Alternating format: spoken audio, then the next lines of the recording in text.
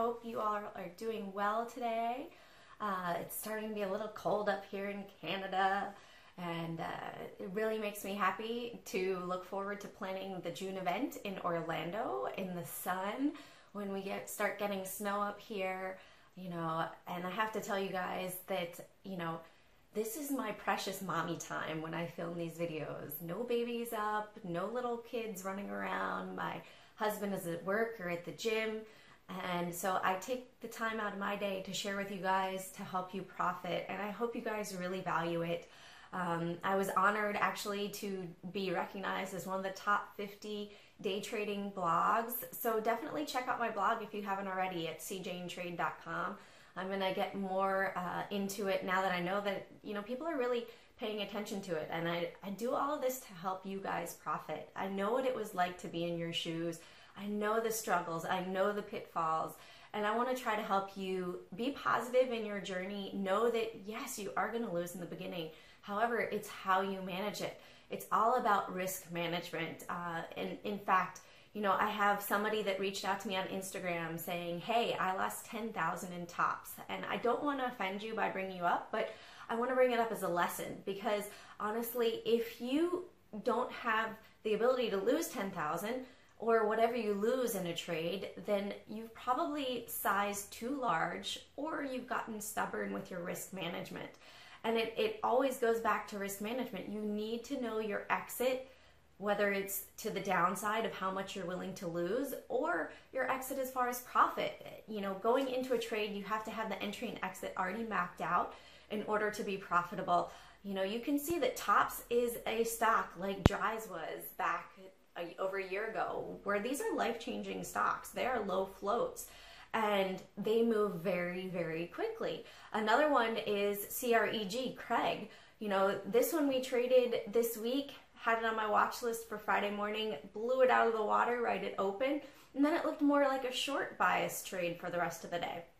And I think I'm more short biased on it in general, as Bazinga actually put out an article to warn people about these low float stocks and their volatility. Honestly, this stock until 2 days ago really didn't have any sort of action to it, and it's all based on speculation, in my opinion, and based on the Bazinga article.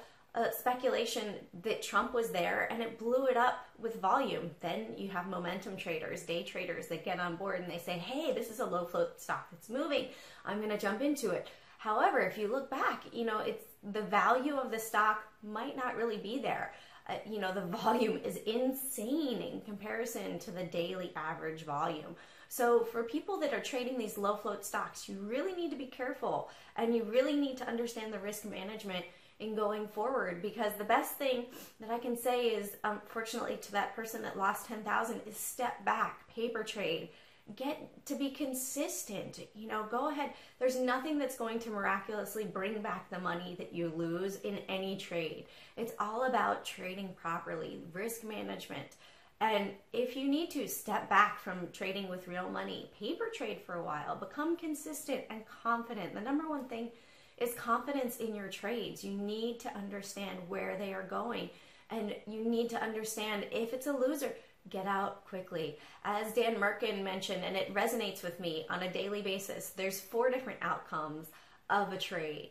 That's going to be you win big, you win small, you lose small, or you lose big. However, if you cut those big losers before they become big losers, then your account is going to grow. So just remember that and be positive. Yes, it can be painful to lose money. However, you need to take every trade as a learning experience. I had my fair share in the beginning as well. Like I said, when I first started, blew through a $6,000 account in a couple months. Why? Because I didn't understand the rules.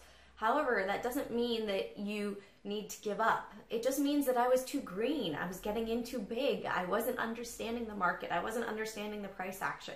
So I have been in your shoes. I've walked those steps. I know what it takes, and it takes time. It takes studying. It takes proper risk management to go ahead and be able to profit. Excuse me, I've got a little cold.